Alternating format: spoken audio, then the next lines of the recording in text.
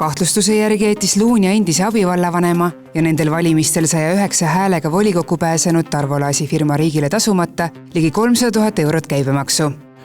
Selles kriminaalmenetluses siis ja seal kahtlustuses on ette heidetud seda ja uuritakse, et kas siis Tarvo Laas ühe äriühingu juhatuse liikmena võib olla jätnud deklareerimata siis 1,47 miljoni euro ulatuses kinnisvara müügist saadud käivet ja millelt siis pidanuks maksma käibemaksu umbes ligikaudu 300 000 euro ulatuses.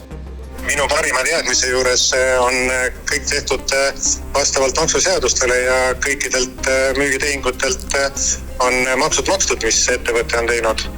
Et siin minu arusaamine on teine, kui on siin kahtlustus. Et see kriminaalmenetlus on algusetapis, mis tähendab seda, et neid tõendeid alles kogutakse ja seepärast palju rohkem sellest antud hetkel kommenteerida ei saa.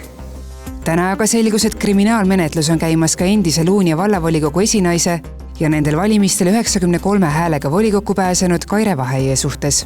Kaire Vahejale on esitatud kahtlustus siis toimingupiirangu rikkumises ehk siis korruptsioonikuriteos, et lühidalt kokkuvõetuna siis on see etteheide selles, et ta on siis ametiisikuna ehk siis endise vallavolikogu esinaisena osalenud otsuste sisulises suunamises, mis on siis puudutanud tema enda kinnisvaraga seonduvaid otsuseid.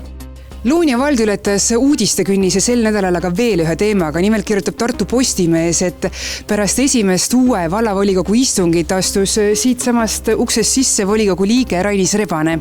Käes pudelid kangema kraamiga. Kohaliivinute sõnul olevat mees käitunud ebaadekvaatselt ja lõhkunud nõusid.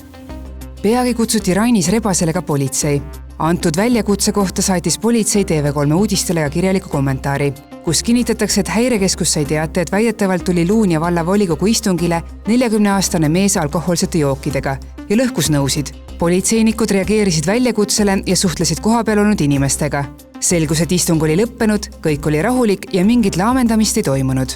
Viimaseid päevi ametis olev Luunja vallavanem Aare Anderson, kes kuulub Rainis Rebasega ühte valimisliitu, ütles Tartu Postimehele, et Rebane käitus viisakalt ja politsei kutsumiseks ei olnud vähimatki põhjust. Miks viimastel valimistel 49 inimese toetuse pälvinud Rainis Rebane vallavolikogu hoones alkoholi tarbis, seda meil mehelt endalt pärast mitmeid telefonikõnesid kahjuks teada ei õnnestunud saada. Hetkel ei saa ühendust valitud numbriga. Proovige hiljem uuesti.